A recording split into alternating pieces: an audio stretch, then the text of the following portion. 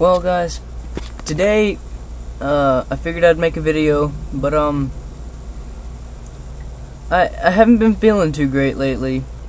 I was told that I have anxiety, and, it's not really helping with me not liking to be alive, so I figured I might as well go ahead and tell you my life story. Most people could care less about someone's backstory, but most people don't know that someone's backstory could make them what they are. For instance, ever since the day I was born, me and my brother had some type of connection. And when I say that, I mean that he was the first one to hold me when I was born. And I was born with a full head of black hair, pitch black hair. I looked like Albert Einstein if he was younger. It was insane. But as I grew up, that slowly kind of drifted apart. I never really got to hang out with my brother. I didn't get to see him a lot. But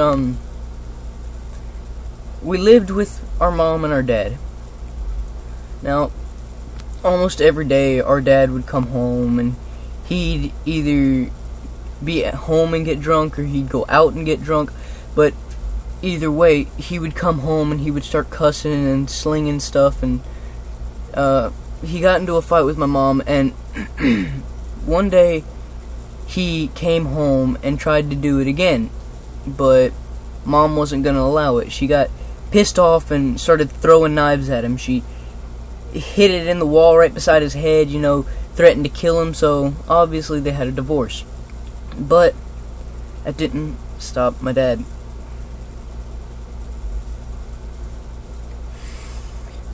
My dad took us. He took us from our mom, and our mom, I don't know if she had legal custody over us, but I know that he wasn't supposed to take us.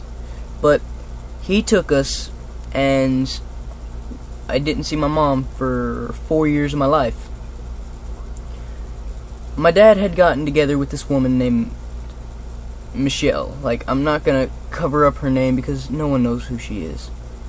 But let's just say that she's a heartless bitch. She had 3 kids of her own. It was me, Devin, and her 3 kids, Victoria, Sebastian, and Destiny. I had lived with Michelle for years now, and she drugged us.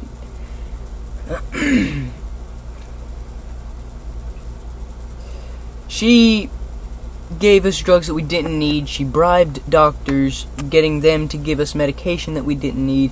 She hurt us, she abused us. She even drugged her own children. She drugged my father. But it had been so many years, and one day my brother had gotten fed up with it. My brother snuck a phone into his room. He called my grandmother.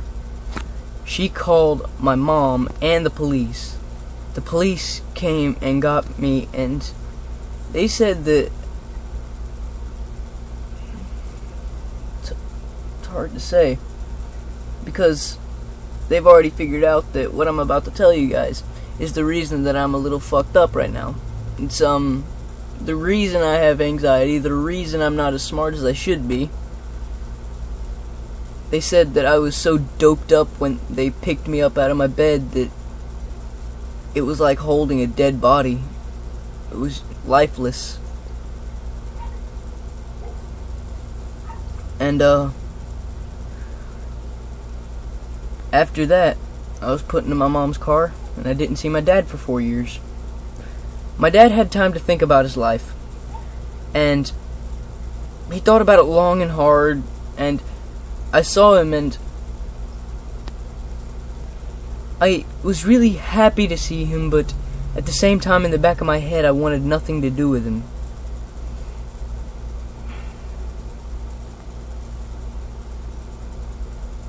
But I've been with my dad for a few years now.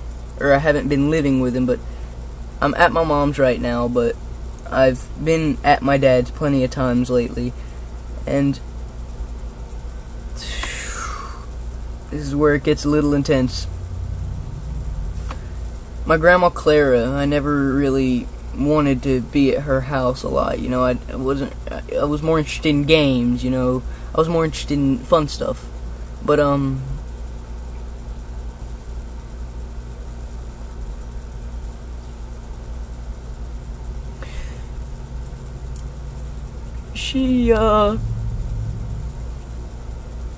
she passed away, and not to mention that the worst part was she spent the last few months of her life in hospice care, and I gotta give it to them. They took care of her very well. They did really good.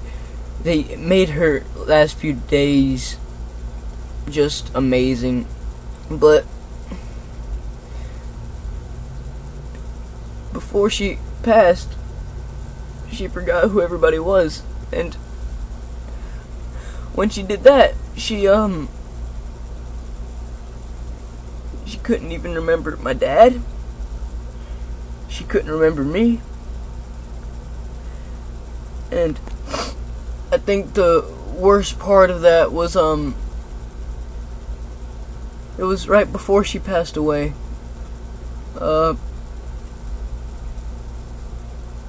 Right before she passed away, it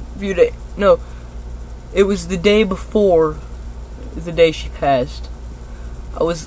I spent a few hours with her in hospice, and I hugged her, I kissed her on the head, and I said, "I love you, Grandma, I'll see you tomorrow, I promise." The worst part is thinking about that promise. The worst part is having to think about that promise I made,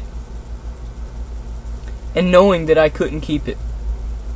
Yeah, it may not have been my fault, but I feel like it was. And if that wasn't enough, one of my buddies has, how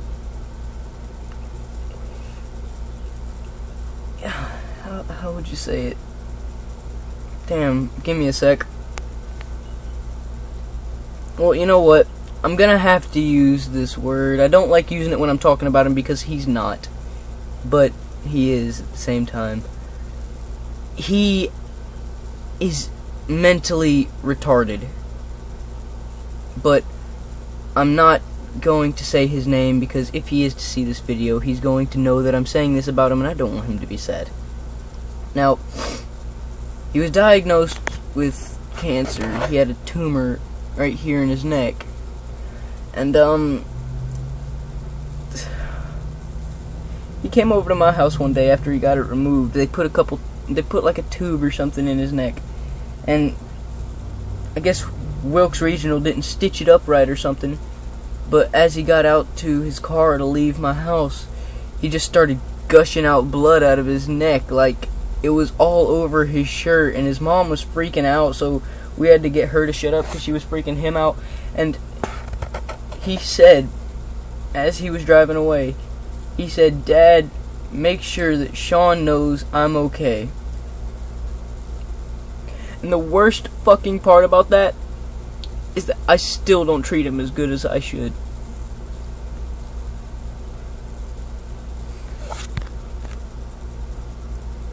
I used to think that when a family member died, I felt like I would be emotionless to it. I felt like I'd be immune to crying.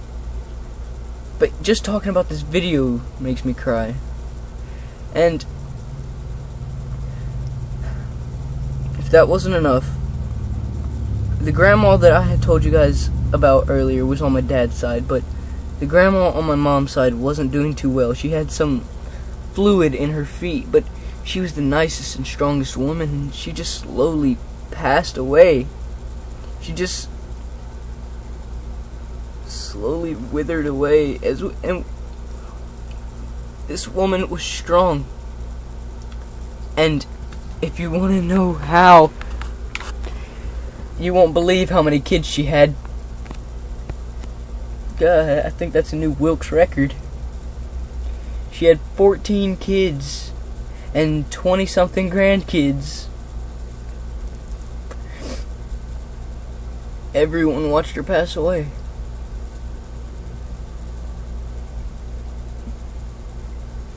Everyone slowly watched her pass. We called her Mamaw, and we called our grandpa Papaw. We all agree that, sometimes Mamaw and Papaw just isn't the same without Mamaw. Papaw's been holding up pretty well, but sometimes I worry about him there by himself. But that's pretty much all the major events that's happened in my life up until today.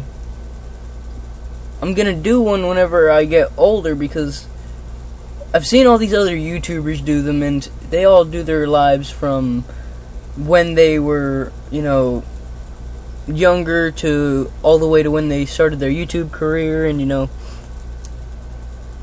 stuff like that. And speaking of YouTube careers, I figure I might as well get this in while I can, because I don't want to have to make another video about it. But I'm wanting to make a YouTube career, but that's going to be hard since I don't have the stuff to do it. And,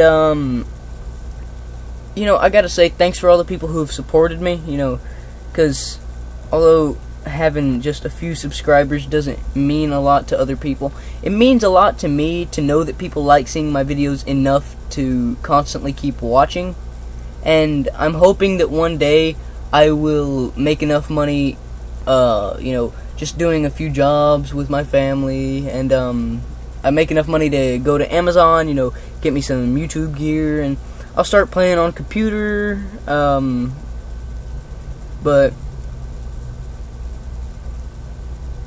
until then, I'm just, little measly old rawhide. But, thank you guys for watching the video, and thank you for, taking the time to listen to my life story. I appreciate it. Thanks.